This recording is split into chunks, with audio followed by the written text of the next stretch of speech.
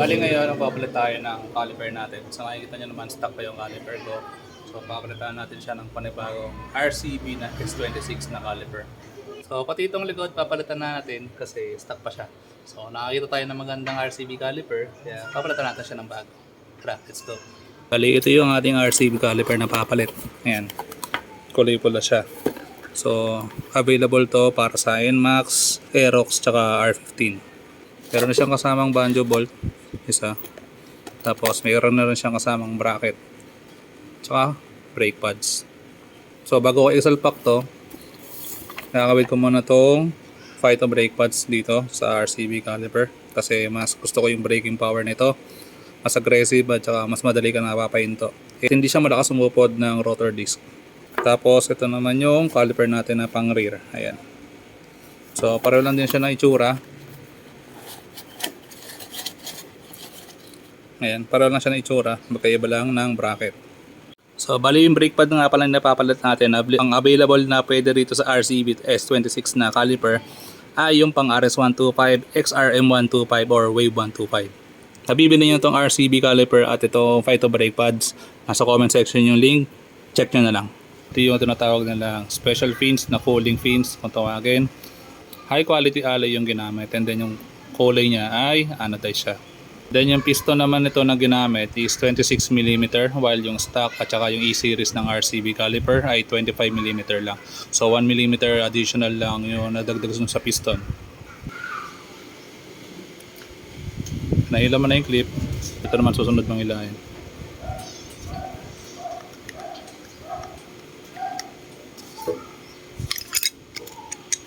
Ayan, pag nahila mo yun, ayan, tanggal na para yung brake pad.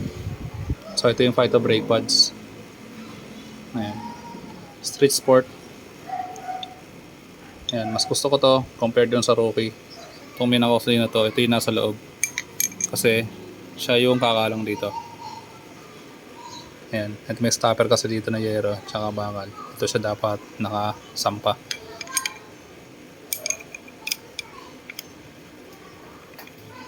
Tapos ito yung nasa labas.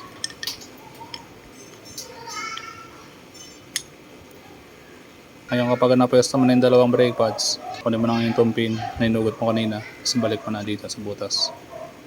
Hindi mo naman kailangan masyadong malakas na pwersa. Kahit payatot ka, kaya mo ibalik to. Ngayon na. So ito yung butas ng pin. So ang purpose ito, para hindi lumabas tong sakaling ginagamit mo na yung motor. So kahit kamay mo lang, may sasalpak mo na yan. Ayun na. Diba? Ayos.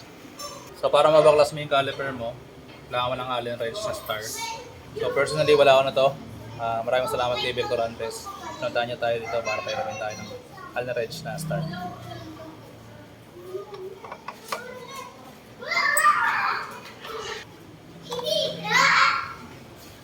Tapos susunod, gamit kayo ng 12mm na back wrench para matanggal nyo itong banjo bolt ng stock bolt. Yung kayo ng stock caliper nyo.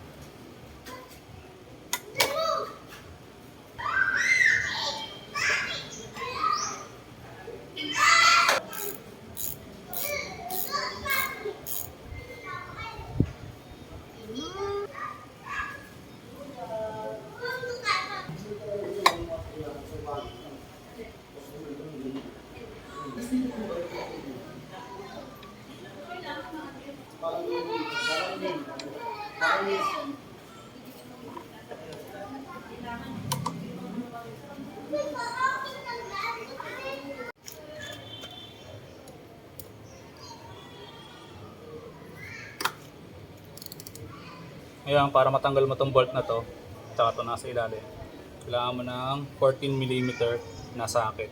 So gamit ko na rin extension para mabaril mo siya.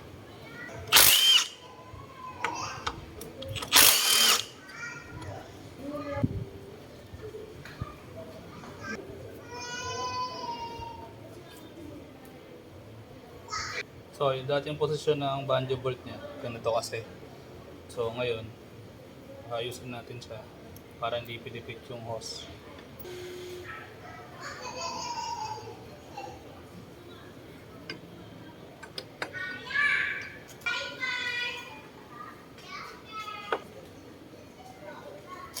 So, bali ganito yung naisip kong pinakamalinis para sa brake hose.